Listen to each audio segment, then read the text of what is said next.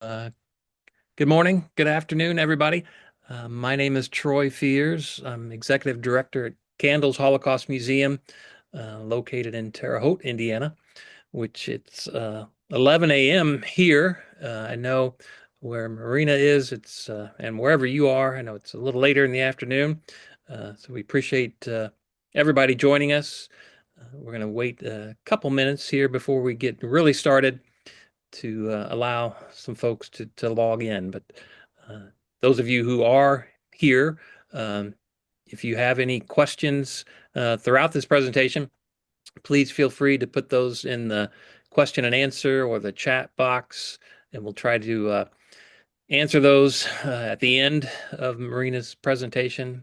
So we have time for her to speak and don't interrupt her during her presentation. But without further ado, I want to tell you a little bit about Candles, Holocaust Museum and Education Center, and kind of why we're here today, at least why Candles is here.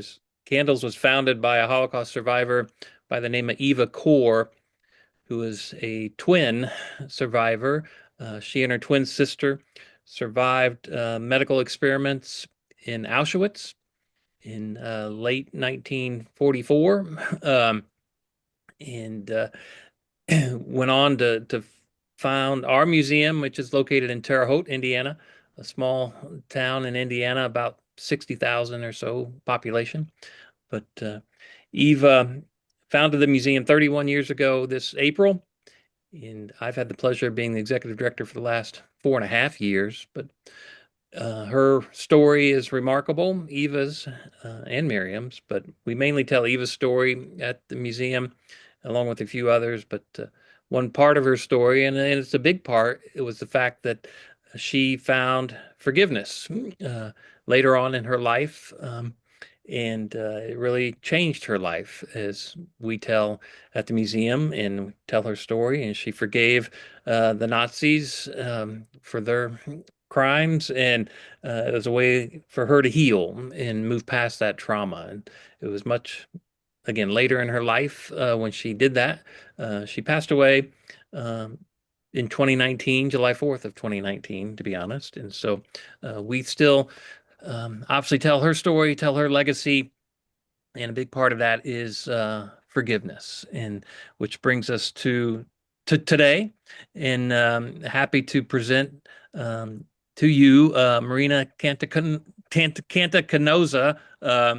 who is an Cantacuzino. Cantacuzino. Sorry, I'm so That's all sorry. right. Don't worry. I like Marina better.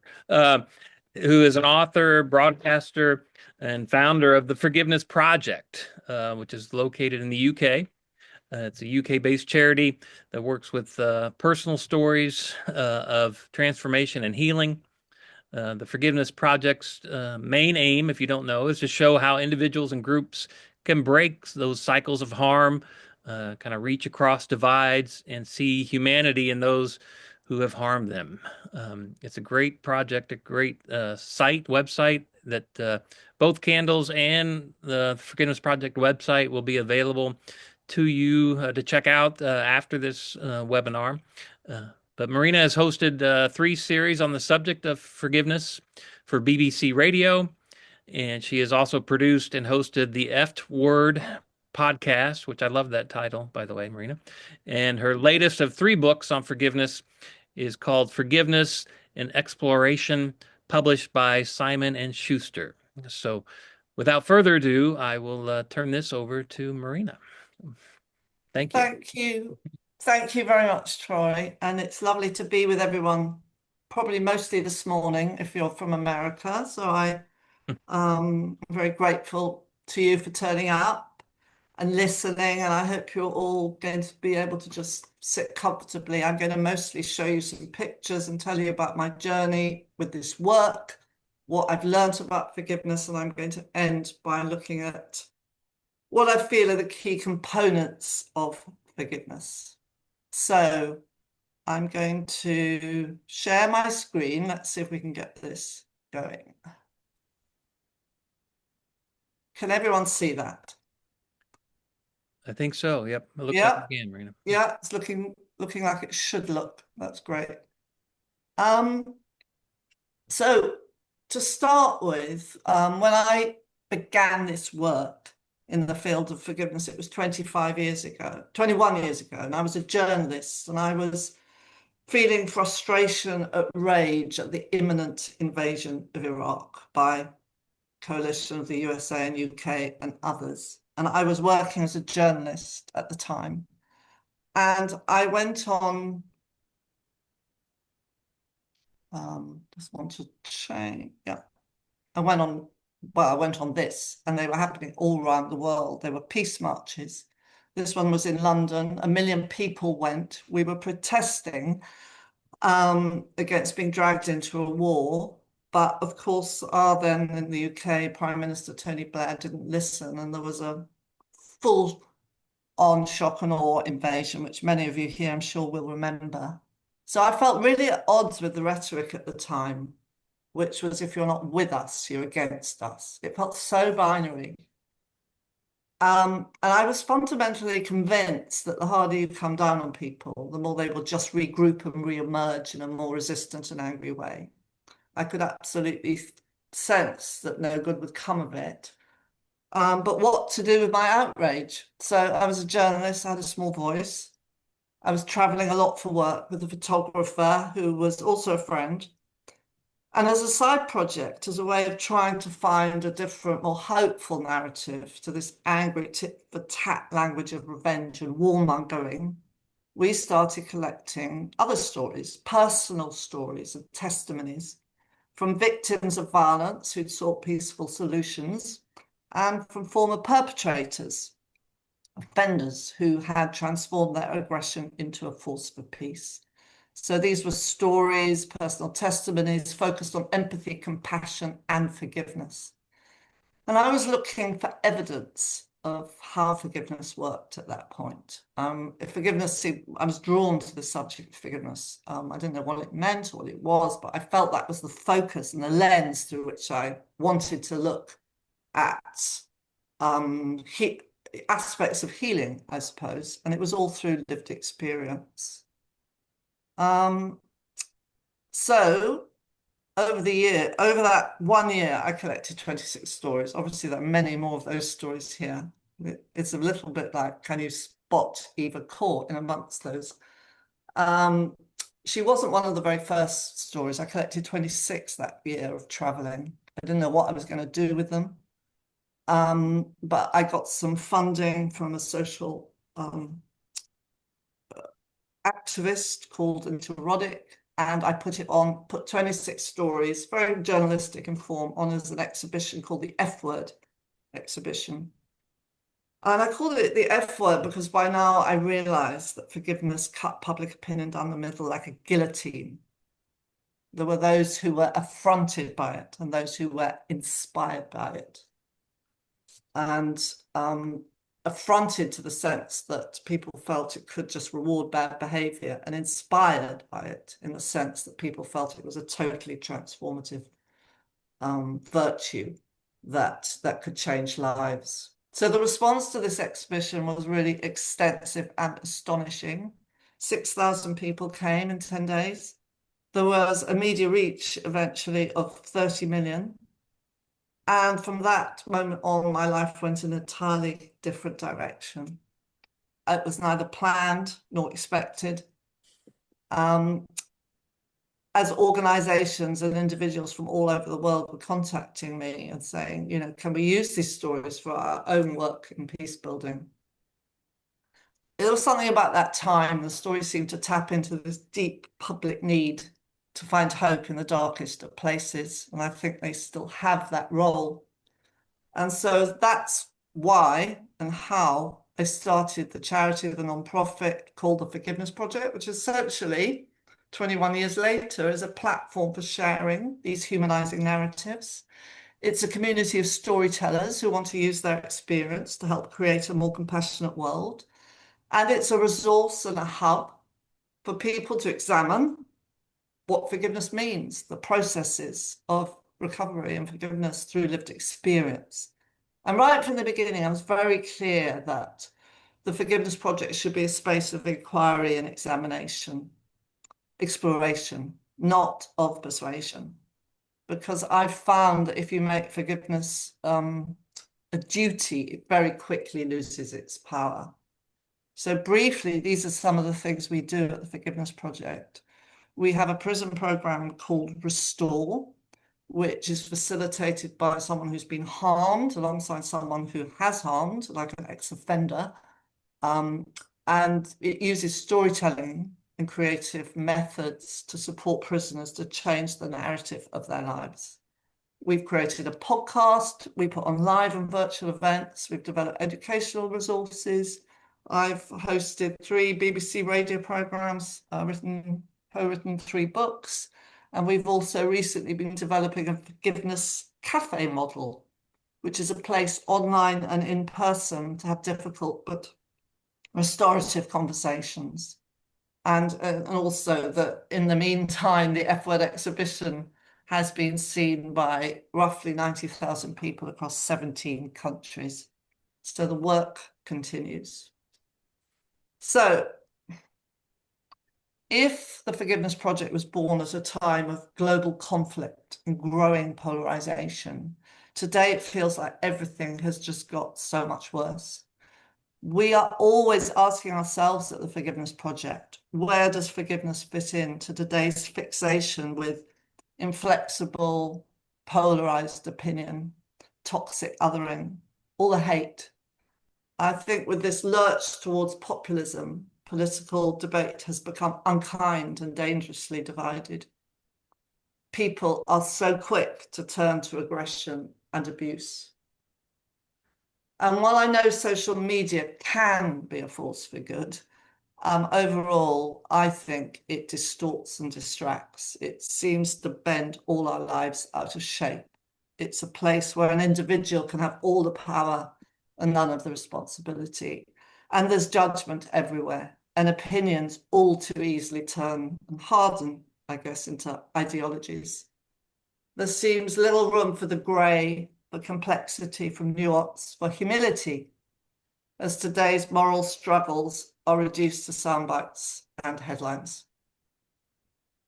So it seems to me sometimes that the human desire to savage and shame people we don't like or disagree with has really got out of control, particularly now in this age of outrage.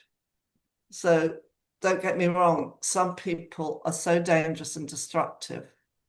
We need to dismiss them not only from the public stage, but from our lives.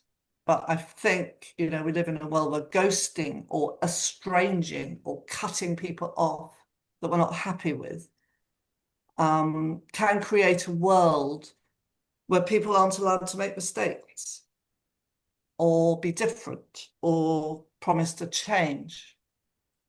In essence, in a way, you could say it leaves no possibility for apology, for redemption or forgiveness if it's such a sort of black and white narrative. And when I was thinking about all this very recently, I saw this film at my local cinema. They were doing a David Lean, who's a fantastic British director, long dead. They were doing a series of his films, and it's worth saying, it's on YouTube. It's set between the 2 world wars. It was made in 1944, and it's set in London, and it's a portrait of a family. And in it, the mother of this family becomes distraught and angry when she discovers that her daughter has run off with a married man, bringing disgrace on them all. And she says to her husband with rage, "What did we do wrong? Did we spoil her?"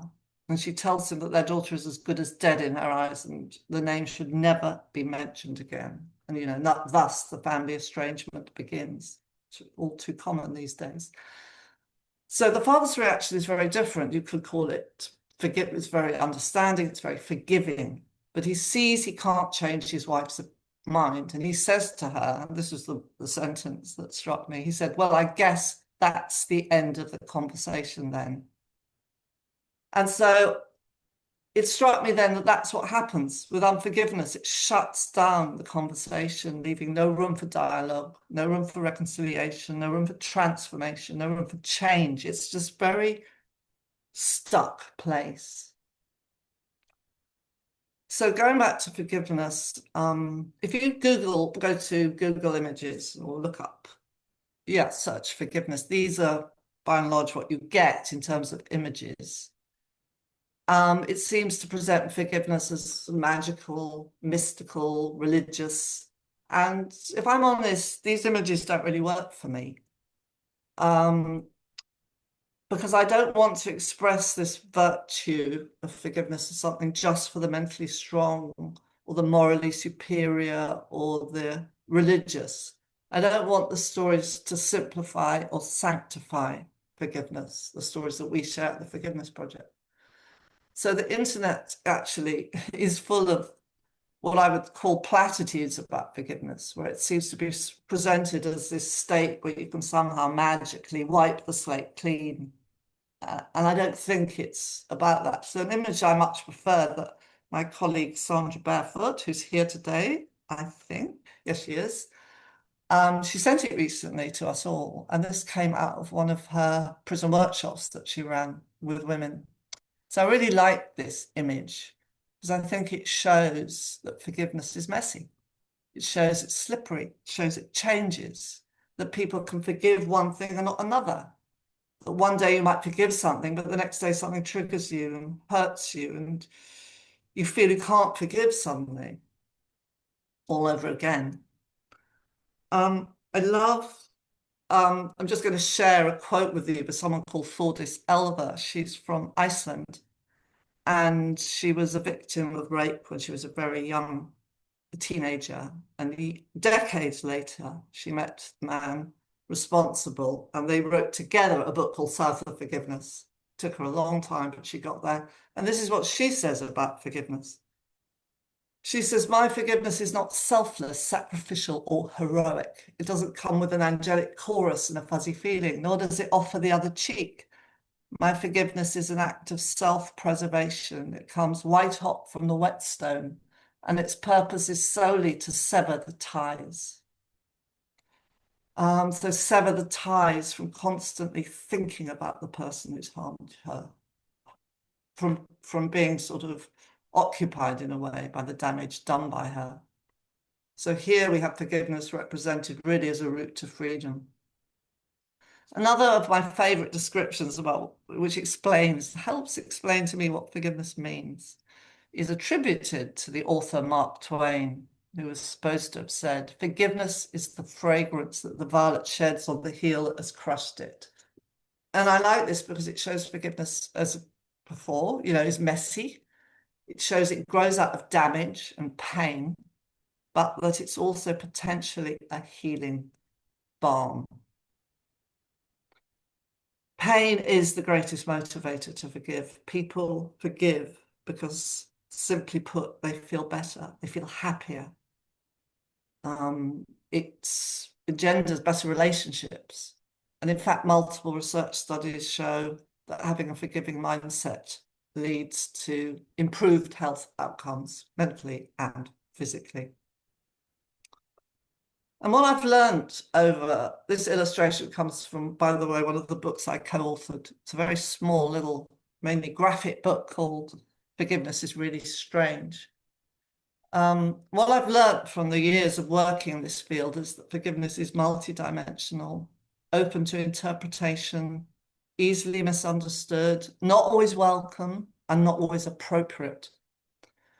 And I found that people take two distinct positions around it. The first is what you might call transactional forgiveness. It requires relationship in a way, because it has to be earned and deserved through apology or making amends. So an example might be Father Michael Lapsley, who's from South Africa. He was a member of the liberation movement during the apartheid era. He was in exile in Zimbabwe. He's one of our storytellers, by the way. I've known him many years. And he was then sent a letter bomb when he was in exile between two religious magazines by the apartheid government. And he had both his hands blown off and he was left blind in one eye. So the trauma was obviously horrific, recovery very slow. But he found he was now a better priest. He was able to connect with the disabled and disenfranchised and the poor in a way that he never had been able to before. And his life had, in some sense, greater meaning. And he set up an organization called the Healing of Memories Workshop. So he didn't hate. He was not filled with hate. He was not filled with bitterness, but he couldn't forgive. And he couldn't forgive because he needed accountability before he could forgive. And he says, since I'll never get my hands back and will therefore always need someone to help me, they should pay that person's wages, not as a condition of forgiveness, but as part of reparation and restitution. So he says the only reason he doesn't forgive is because he doesn't know who to forgive. That person hasn't come forward, hasn't offered restitution. The other side of that is unconditional forgiveness. So other people believe forgiveness is absolutely nothing to do with the person who's harmed you. If you're waiting for it, you might be waiting forever. And that forgiveness is an act of self-healing and self-preservation. It gives you peace of mind. And so an example of someone we work with of that would be Rushi Singh, who was a victim of domestic violence. She lived in Australia. She was from India originally. She feared for her life. It was very, very brutal what was done to her. Terrible coercive control. And eventually she was able to escape the grip of her husband and flee back to her parents in Delhi. Her husband never acknowledged, he never apologized. Instead, he spread lies about her, but her spiritual practice has led her to forgive. And she says, forgiving my husband was something I needed to do to avoid becoming a negative person. I didn't want to be cruel and hurtful like him. One way of staying internally clean has been by never calling him abusive names. I've even blessed him. It's not easy, but it's helped me free myself.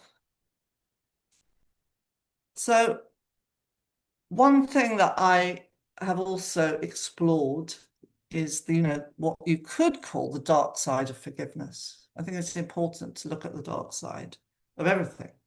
And there are times when forgiveness may not be a helpful response to being hurt. For example, in the middle of a heated conflict, whether between nations or siblings, because at these times, people are entirely focused on winning or on being right or on survival. There's also sometimes a real need for rage and resentment. It can be empowering initially. Anger can tell you that something needs to change. I think what gets difficult is when you get stuck in that state. It's also important to acknowledge the potential cost of forgiveness. And as an example, there's an interesting research paper called The Dark Side of Forgiveness. And the subtitle is called The Tendency to Forgive Predicts Continued Psychological and Physical Aggression in Marriage. So what the researchers were saying is that forgiving a violent partner will actually encourage more violence. Forgiveness can also be an accusation. If you imagine having a quarrel with a friend and you both think you're equally right and you go to bed, both quite bruised, and one of you comes down the next morning and says, by the way, I've been thinking and I want you to know I forgive you. Well, you're likely to inflame that little conversation and argument all over again.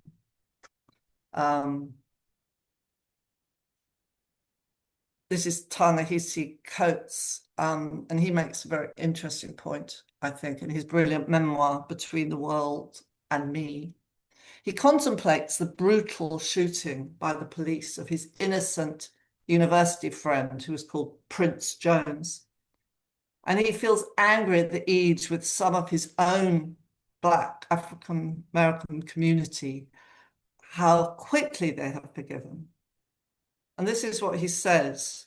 He said, I knew that Prince was not killed by a single officer, so much as he was murdered by a country and all the fears that have marked it from birth.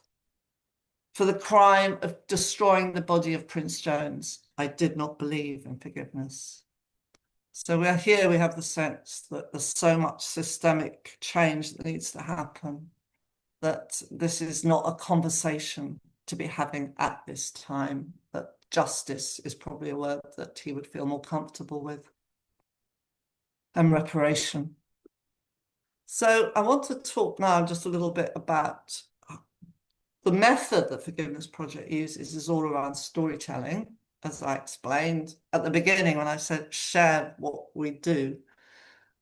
This image, by the way, is a wonderful image done in one of our prison programs by, I think, again, a female prisoner. And around the edge, it says, there's two sides to every story, so never judge a book by its cover. And that statement feels very relevant to the subject of forgiveness. So as I said, my background's in journalism, and I've shared other people's personal narratives for decades in different ways.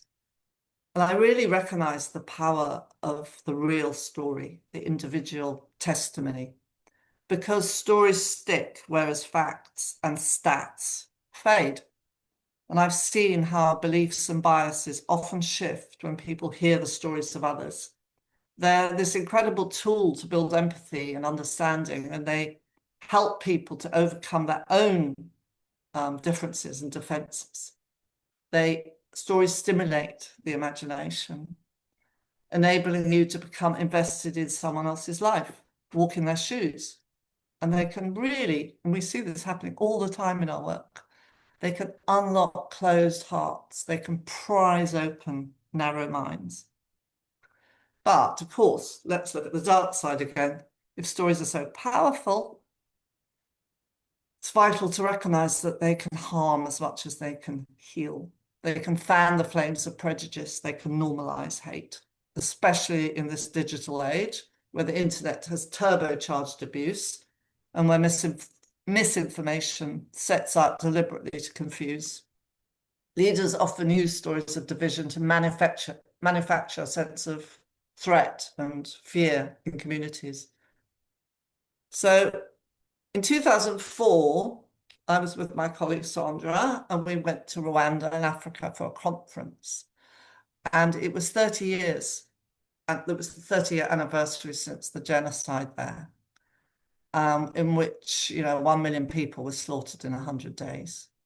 And now 85% of the population are under the age of 30. And they weren't alive during the time of the genocide. So memory is really important.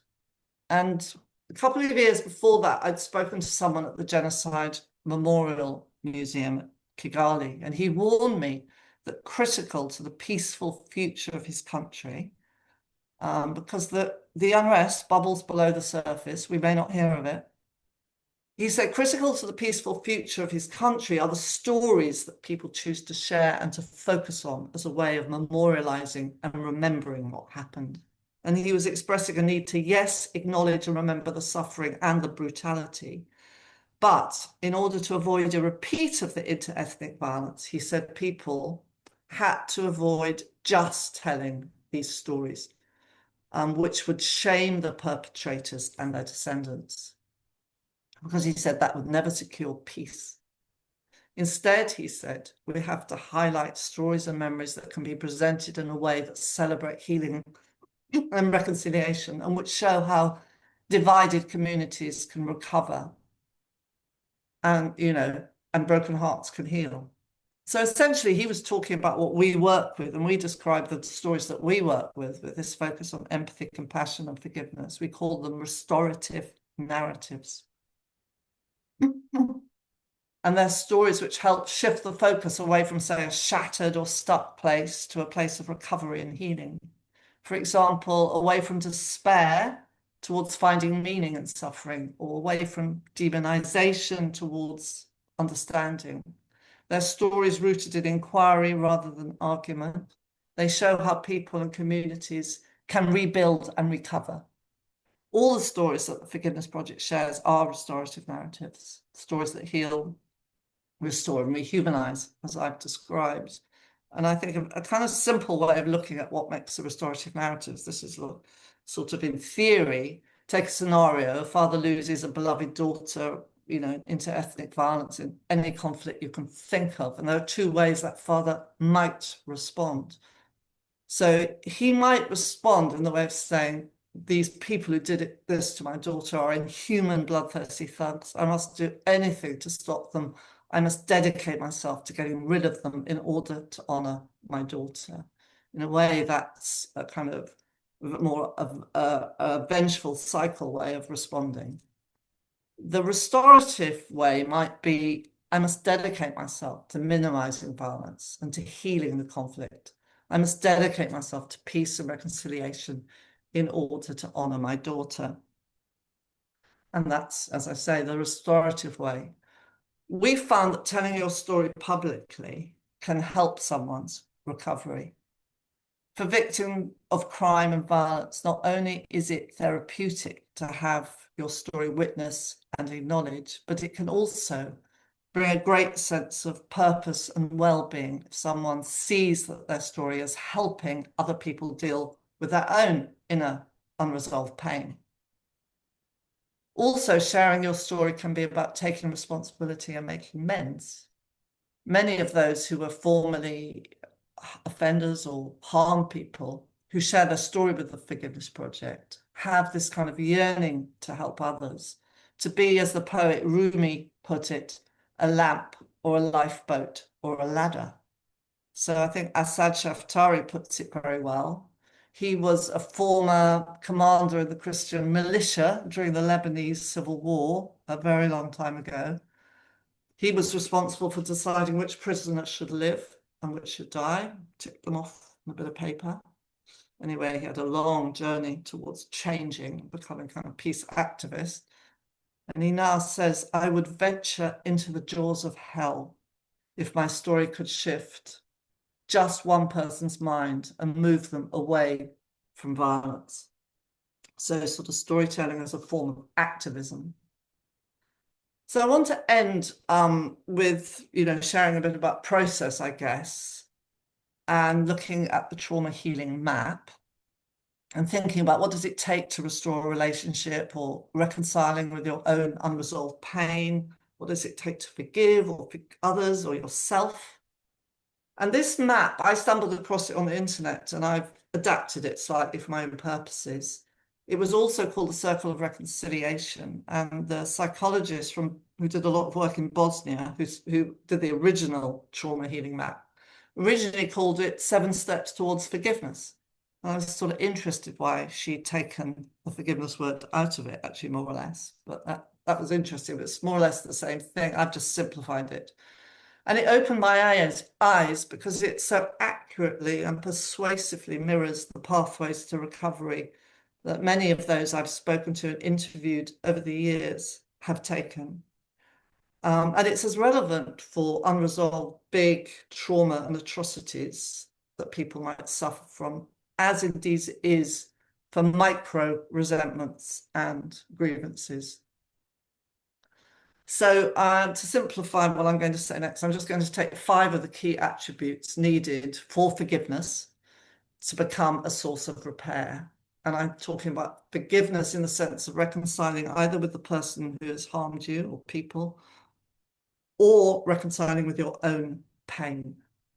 And so I'm just going to illustrate those 5 with 5 stories, people that we have worked with. So curiosity. I've always thought that the first step in forgiving must be to be curious. An inquiring mind indicates that you don't have the full story. It helps build understanding for the lives of people different from us. And I think these days there's a huge lack of curiosity in public debate because outrage has replaced the much gentler, softer question of why. And to illustrate that, this is Carsten Mathiasson. When he comes from Denmark, so when his children were very young, Carsten's wife walked out on him for another man. So he was very shaken, very angry, and consumed by revenge fantasies. And he would ring and shout down the phone at his rival, the man who'd gone off with his wife. He was called Torben. And Carsten would threaten violence. He was really tormented. He was obsessed. Until one day, his young daughter prompted him to think differently. She said, actually, Torben's a very nice man. And Carsten began thinking that this man, Torben, would be in his daughter's life for years and that he really needed to be curious about who this person was who was living part of the week with his children.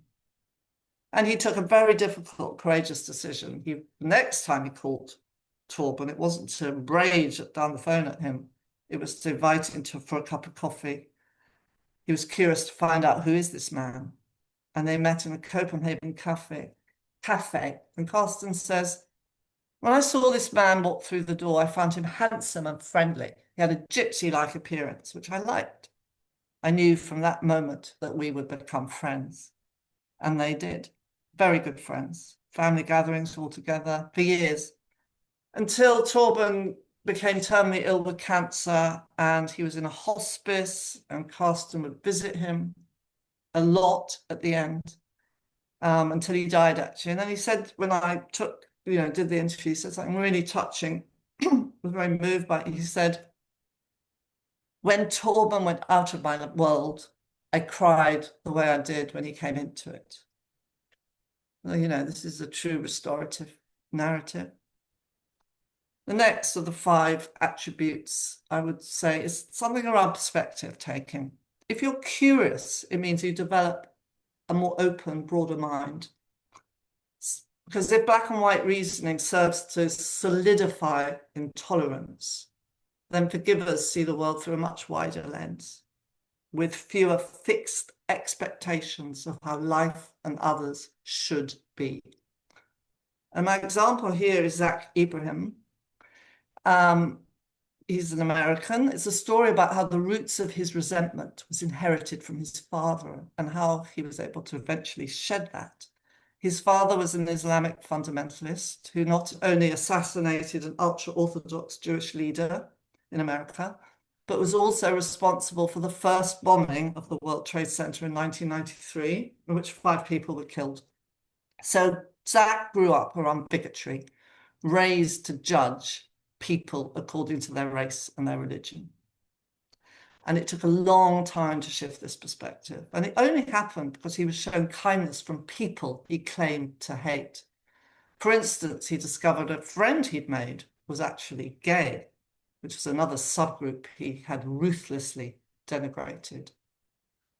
And finally, it was a chat show host, Jon Stewart, that really turned the lights on for him. And I think it's interesting where influence comes from. He said, then there was The Daily Show. On a nightly basis, Jon Stewart forced me to be intellectually honest about my own bigotry and helped me to realize that people's race, religion, or sexual orientation had nothing to do with the quality of their character. Inspiration can often come from an unexpected place, and a Jewish comedian on TV did more to positively influence my worldview than my own extremist father. Finding empathy requires you to stand in someone else's shoes, no matter how dirty or ill-fitting those shoes may be. So often it's a moment of empathy that shifts the narrative away from hate and perhaps towards understanding, compassion, or even forgiveness.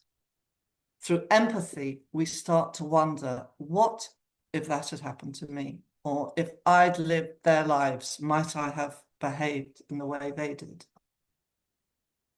And this is Grace with her husband in London, where she lives. And Grace used to work with us in the prison and come and share her story. Her adored 14-year-old middle son, David, was murdered in a random knife attack by a boy from another school. The killer was called Elijah. He was charged with murder, found guilty, and imprisoned. And for a long time, Grace felt nothing but rage and crippling despair. But eventually, exhausted and overwhelmed by grief, she decided she had to meet Elijah because she had to ask why. Why had he attacked her son, who had been involved in no crime at all? So a restorative justice meeting was arranged.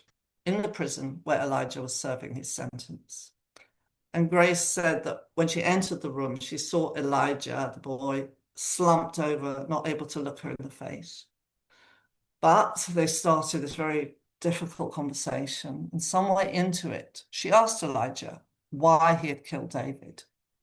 And he told her that he'd done it because he was at a rival school and that he, Elijah, just happened to have a knife in his pocket that day.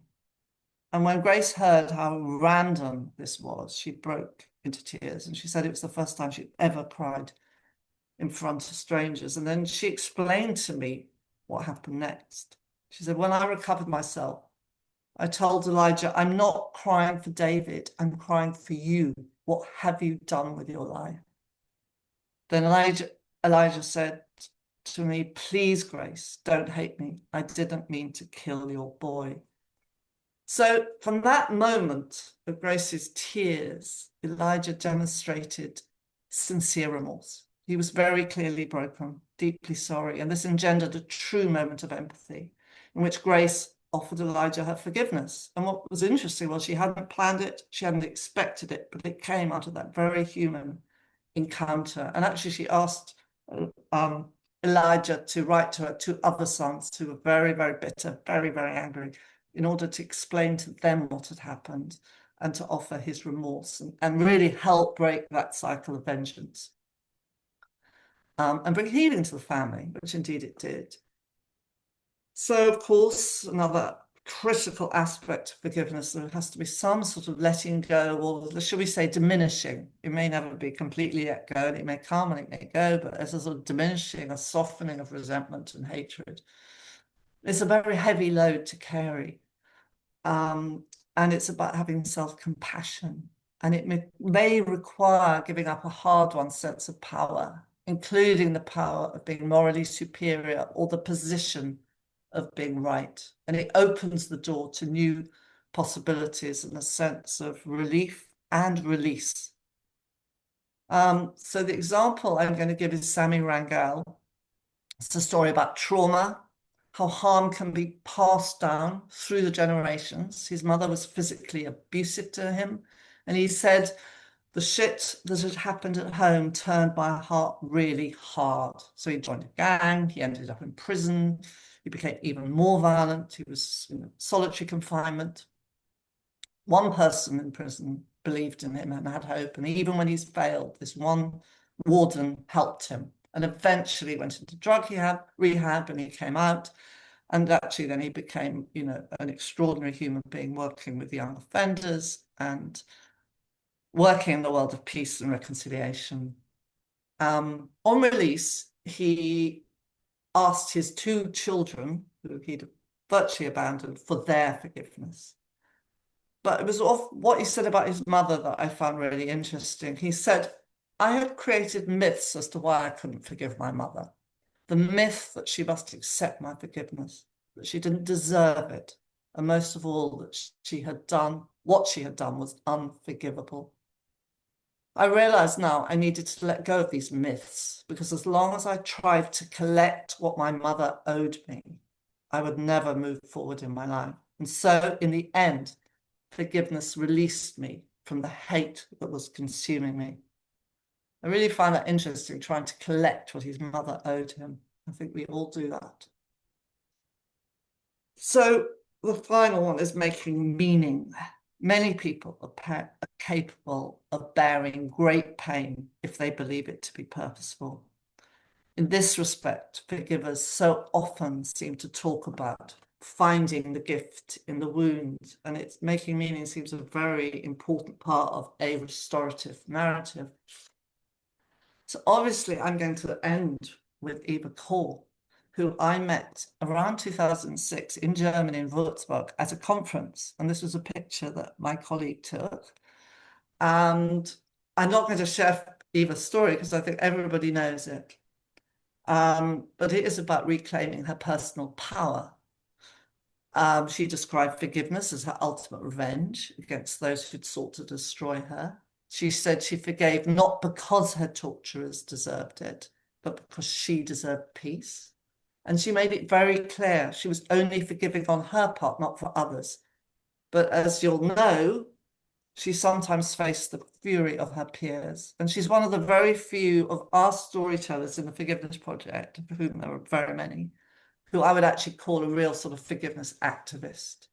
She wrote about it in books, talked about it at conferences, seminars, went to memorials and peace ceremonies in Germany. Telling her story, I think, saved her from it, actually. And her whole life was about finding meaning out of the tragedy. But the quote I want to share with you is something she said to me in Würzburg, and I'm sure she said it to others. But I often use this because it really, to me, expresses the whole multi-dimensional nature of forgiveness. And she said, "The day I forgave the Nazis, privately, I forgave my parents, whom I'd hated all my life for not having saved me from Auschwitz. Children expect their parents to protect them. Mine couldn't.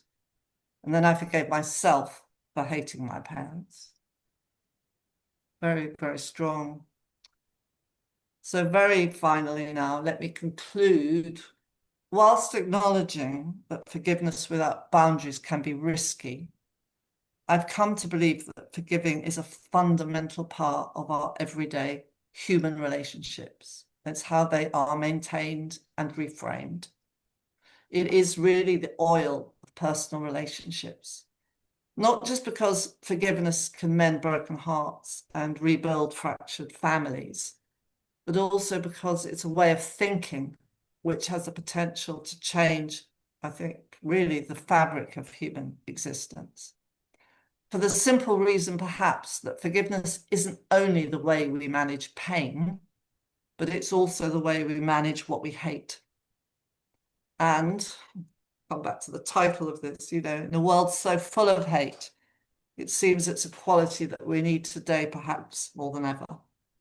So thank you for listening to me. I hope I haven't gone on for too long, and I shall stop sharing. Well, thank you so much, Marina. As you know, I could listen to you all day on this topic because I think it is um, such a valuable topic and sometimes misunderstood. And but it's just fascinating to me the research that you have done in and the Forgiveness Project overall. Again, if Yeah. anyone has questions, please, I have quite a few questions for you, but if anyone has questions, please write them in the Q&A and we'll get to them. But I do have a question from Alex Core, Eve Core's son.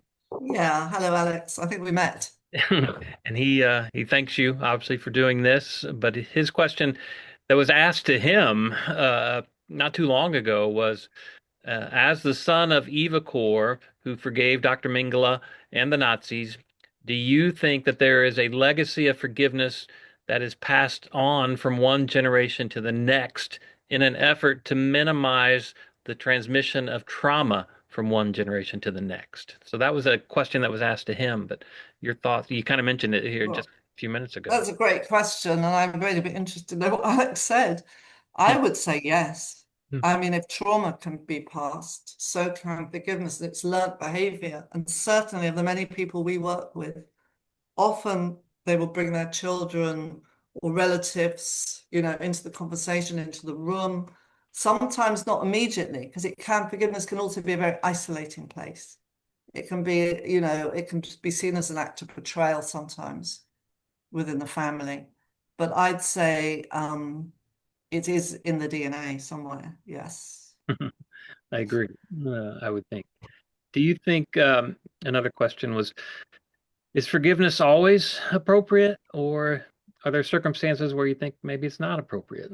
Yeah. No, it's definitely not always appropriate. I mean, first of all, it's very personal. I would never say someone should forgive anything. It's up to that individual.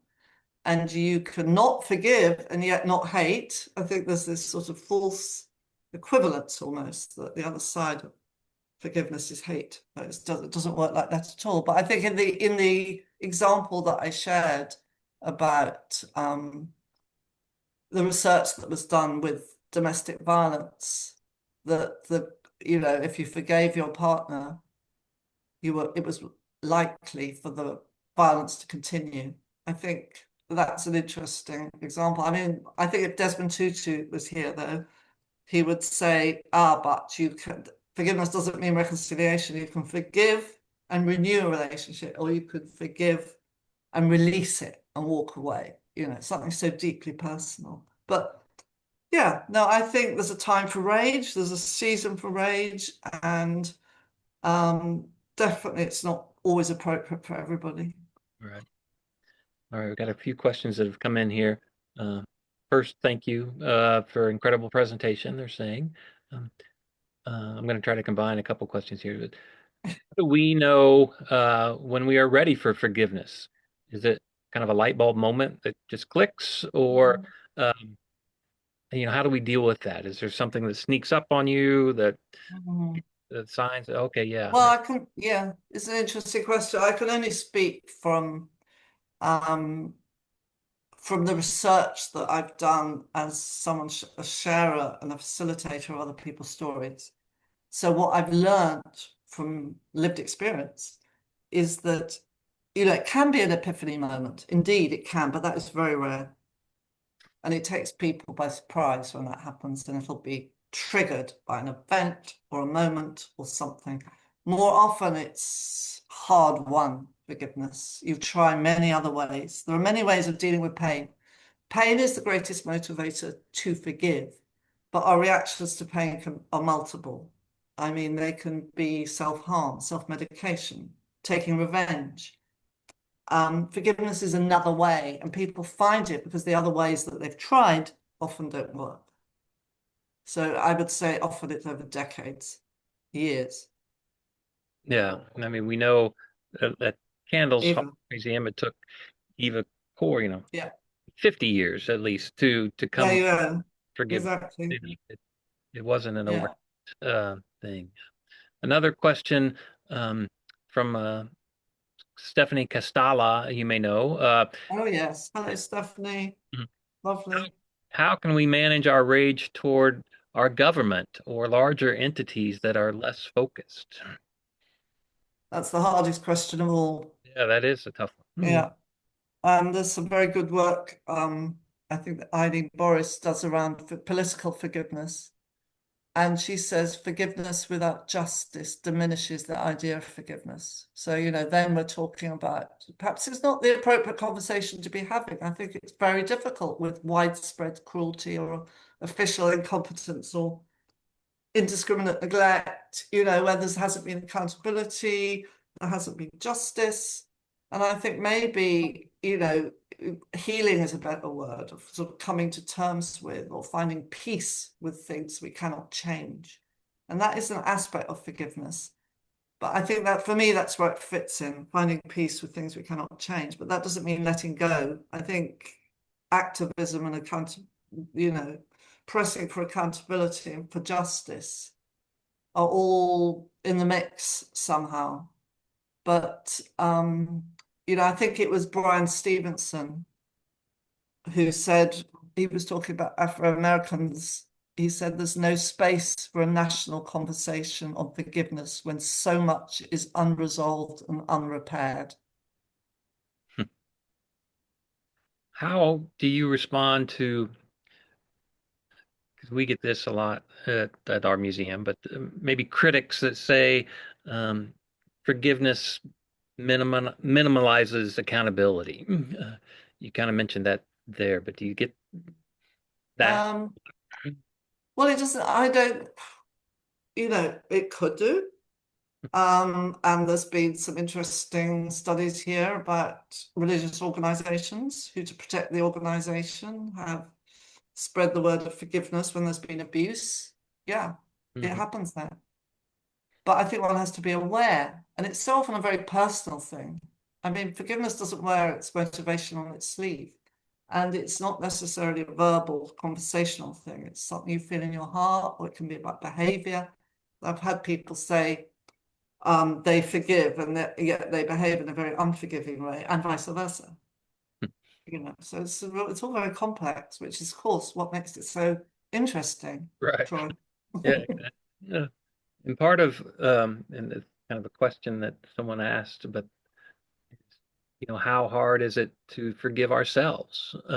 We I don't know how many people that you've spoken to and do that. Are they forgiving other people, or are they in Mm. institutions, or can they forgive themselves for what? Yeah. I mean, some people have said, I don't know if this is true, if you can't forgive yourself, you can't forgive others. And that's where it should start. But I do, some of the stories that we've collected are entirely to do with self-forgiveness, for harms that, someone has committed and wanting to come to terms with that and forgive themselves for what they've done. And I think as human beings, we easily feel shame. And I think where this is difficult is that self-blame is, a place we go to so easily. And the antidote to self-blame is self-forgiveness because we want to be seen as morally sound human beings.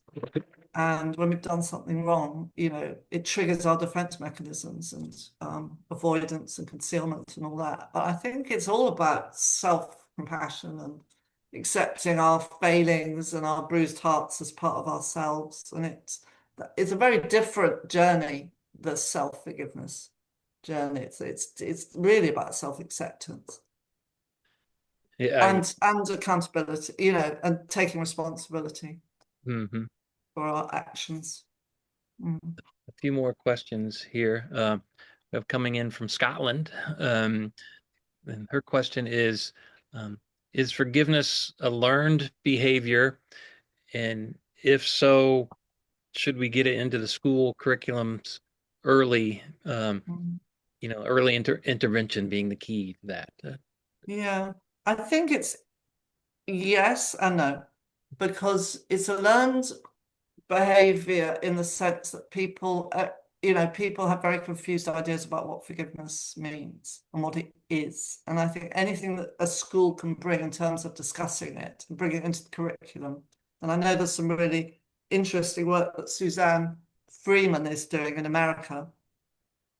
Um, Anything that can create conversation around this is helpful because it makes people look at their own unresolved issues, their own behaviors, their own family dynamics, and what can be done to unstick, you know, unstick problems basically. They just can't move and shift. And I think that's the great thing about forgiveness. It's very fluid. It helps people move on in their lives and build back relationship, and all children can benefit from that. But it's very important it's never um, pushed. It has to be a choice. It has to always be presented as a choice because it can become a tyranny if you feel you should forgive and you've failed, or you're lesser if you can't forgive. Right. Again, complex. As you and I have spoken at our museum, when we talk about Eva's forgiveness, uh, Yeah. we, we are the children who come in, middle school, high school students that come in are very um, kind of interested in forgiveness, and Mm, we teach it as a tool that they could use yeah. to move on from some potential trauma that they had and Yeah. are having, and students are very interested in that and finding out Yeah. more. It's just Exactly. a tool in the toolbox is kind of how we teach it. Yeah. Absolutely. We find that, we work in prisons and schools and people love to have the conversation. I can imagine. A few more questions, and we're going to end out here. What what gives you hope right now? Hmm. Young people give me hope. I've got three children, adult children, and they're very tolerant, and all their friends are. I'm not saying my children are wonderful. Of course, they're very difficult in some ways as well, but they've got very open minds, and that gives me hope. And a lot of my generation don't. A lot of my generation have very closed minds, and I understand it because sometimes my mind can be closed, but yeah, young people give me hope. I would say the same here Mm. as well.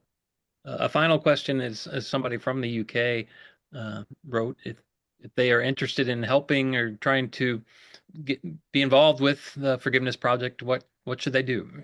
They should look at the Forgiveness Project website, which is theforgivenessproject.com, and there'll be a contact us email. Do email us. Our lovely Georgia, who works with us, will reply very quickly. Great. And that's the same with Candles Holocaust Museum. Everybody who has registered for this webinar will receive an email in the next day that will ask you a few things, but it'll have a survey that you can click on, and please let us know how we're doing. Let us know about this webinar, what you thought of it. If you'd like to see more of that is regarding candles programming, we would love to have you. You will also have a link to the Candles website where you can find out more about Eva Core and her road to forgiveness, and about our museum here in Indiana. And there'll also be a link to the Forgiveness Project website as well. So, Marina, I can't thank you enough. We appreciate your time. This Thank you. this webinar has been recorded, and that the recording will also be in the email link for everybody. Even if they couldn't join us today, they'll be able to watch it via that link sometime soon. So, again, thank you. Have a lovely evening in the UK, and I'm sure we will talk to you soon. Thank you to Thank everyone. you. Thank you, Troy. Take care. Goodbye.